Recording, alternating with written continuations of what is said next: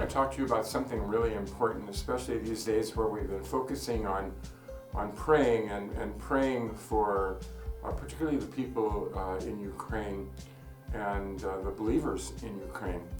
And it says this in 1 Timothy 2:1. First of all, then, I urge that supplications, prayers, intercessions, and thanksgivings be made for all people. That would include Russian soldiers who probably don't want to be there. And that would also include praying for people we might identify as enemies or see them as enemies, because we're told to pray for our enemies also in His Word. I think this may be an even more difficult assignment than loving our enemies. I can love someone who has hurt me or who doesn't love me or is hurting others I love, especially in principle, as long as I don't have to think about them much or proactively seek their benefit or ask God to bless them. But when I pray for all, that includes them and everyone. You see, I can't pray against them or anyone else for God to curse them or destroy them.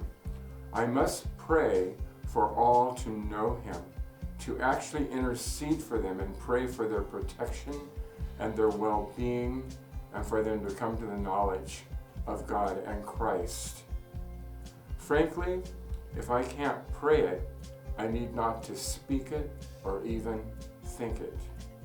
I grasp that there are no limitations of the application of this. I must intercede with supplications and thanksgivings for everyone. That is love for sure. My prayers are often short, but not always, but for many people, including any who I have hurt or who have hurt me. It is not easy to pray lovingly for those who will not forgive you, for example. But Jesus sets the example on the cross, loving, praying, and forgiving, even as He's dying for our sins. His love is unconditional, and mine should be too. And so should my prayers be.